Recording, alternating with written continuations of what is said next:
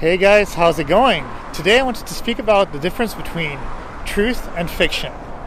Is there any difference, or is it just all in our minds? Well, truth is what we think is true and what has been given to us as true, such as physics, gravity, science.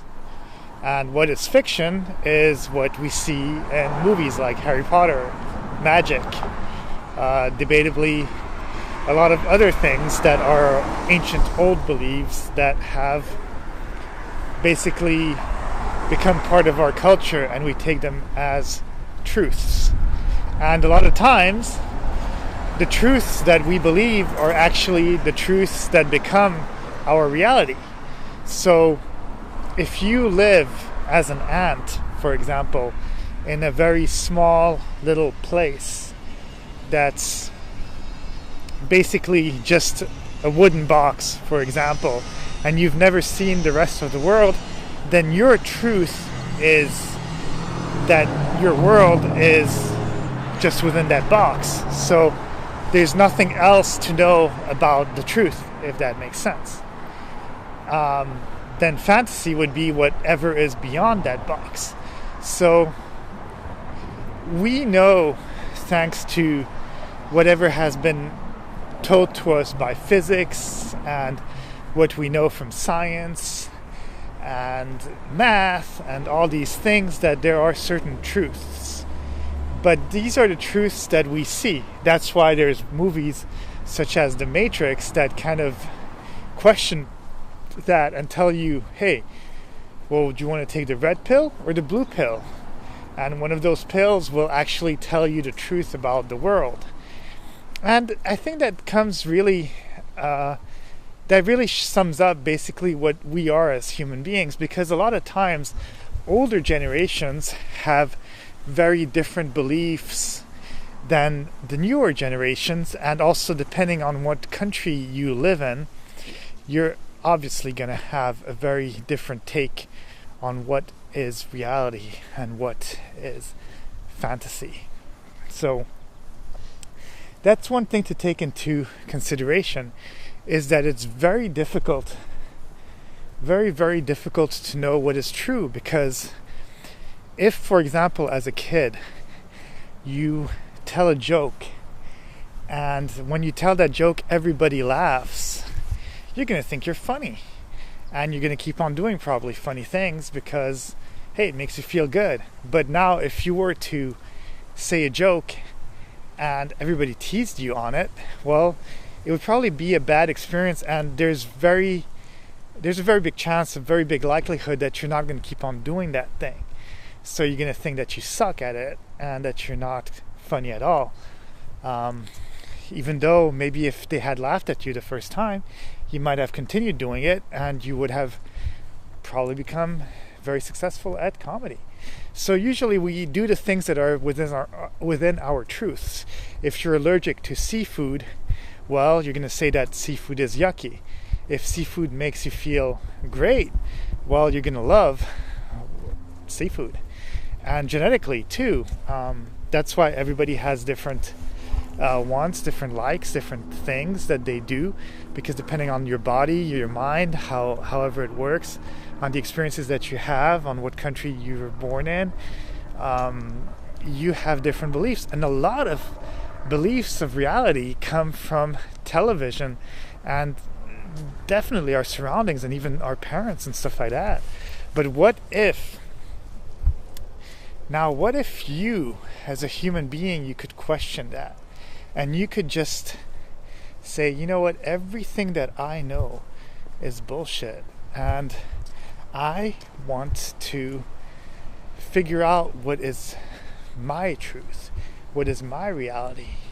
Because also a truth that happens when you are a teenager, for example, where your body is perfect, and then into adulthood where your body is still good, but then into old age where you might have some aches and pains, then the reality of your world can change. And also the fact of having money, no money, being successful at a job, Like, there's hard work, but there's also a lot of luck in it. And it's not just luck of the hard work, but it's luck of having the right mindset, having the right look, having the right, just basically a lot of rights to make you achieve the things that you want to achieve. After all, a lot of times we say that it's, for example, even when somebody gets into a relationship and stuff, they say, oh, it's about the interior, not the exterior. But the thing is that the exterior like plays such a big part in a lot of things, and then you kind of also look at the interior and it becomes more important at some point too. But if the exterior can't sum up the interior and vice versa, it doesn't tend to work.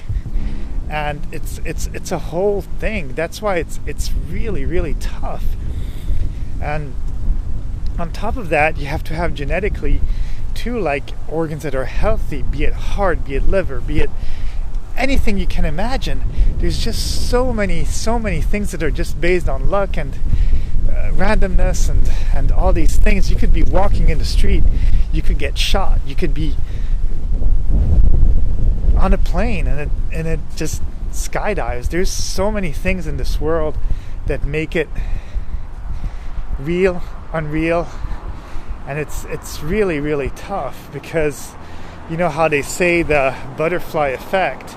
It's true. Like, literally one simple action of one simple person at one moment in time could have made that, for example, America's language would not have been English. It would have been French, or it would have been Spanish.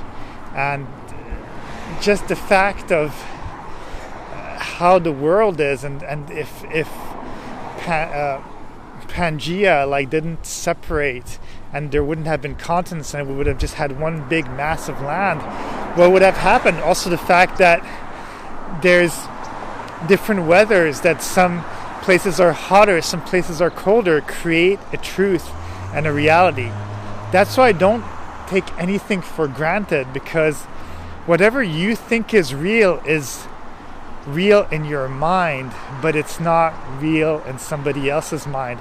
The person next to you, or the dog, the cat, the animal, the whatever it is, the bird, the ant, the whatever it is, the tree in front of you, they're all going to perceive the world within a different reality and a different space, and whatever is real for them will be different for you. Someone's reality is not someone else's reality. That's why they say you got to walk in some other people's shoes for at least a kilometer or so in order to know how they feel.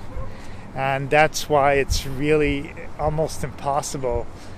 And you can have similar experiences, and I think that's why we tend to try to stick to people that kind of have the same beliefs as us in some way, and who have had similar experiences, because then we have something in common, or at least we are more relatable to them.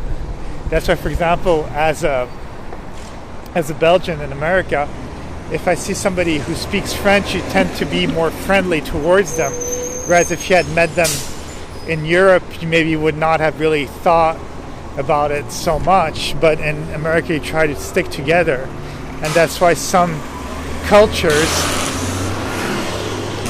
that's definitely why some cultures manage to get into some sort of business or field very easily, because they tend to help each other, because they see something in common with them, the same belief, the same aesthetic, outward aesthetic, that will make them want to help each other. So yeah, it's very strange that to perceive that, because it's just unperceivable. If you see green a certain way, somebody else might also call it green, but maybe it might be your red, or it might be your blue, if that makes sense. And that's why we all have different tastes, and we all have different things. So nothing's good or bad is good. It's all different. That's all I have to say on the subject. Have a great day, and find your own reality. Don't let other people tell you what it is. Have a great day. Bye.